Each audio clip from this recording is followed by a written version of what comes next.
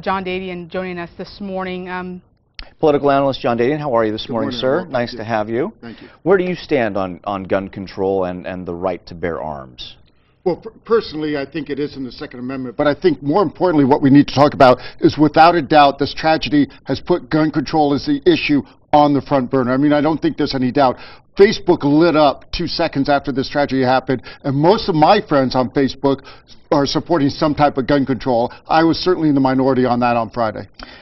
For those who are against gun control, like yourself, paint a picture as to why you believe we shouldn't take any action in that on gun control. Well, the basic argument is because it is in the Constitution as far as the Bill of Rights, the Second Amendment. But again, let's focus on this current tragedy.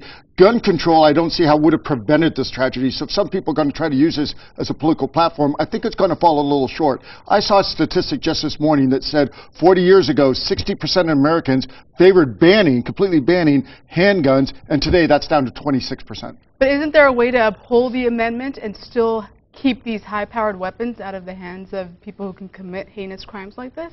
Well, again, if we're talking about this recent tragedy, most people who are familiar with any type of weapons were surprised that he used a rifle type mostly, where in short, close quarters, it would have been a handgun that would have been used.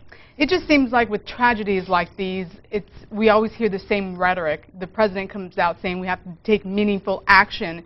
We definitely have to take some action, but will anything actually be done? We heard the same thing after the Colorado theater shooting. Realistically, I don't, for the simple reason that in both our Congress and our Senate, the legislators who personally support gun control have so many constituents that do not. And unfortunately, there is a political equation in there, and like most elected officials, they have to respond to their constituents. So realistically, I don't see major change. Clearly, the dialogues are going to continue.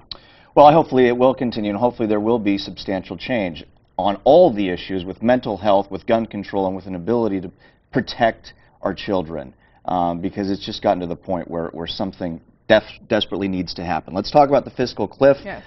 And let's talk about what's happening with John Boehner. He came to the president last night saying that the earners that make $1 million would be willing to change their rate, but the president clearly throughout the campaign said that wasn't what he was after. It was the $250,000 mark.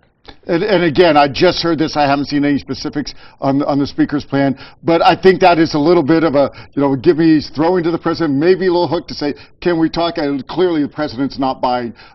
Again, the way this tragedy has affected these fiscal cliff talks is, on this show a week ago, I said that, I didn't see any moment to lose, etc. And unfortunately, this incident has put things in abeyance. The speaker, I thought, appropriately so. I had heard rumors that his weekly speech on Saturday was going to be very hard-hitting on the fiscal cliff, and he pulled off on that speech in respect for the tragedy.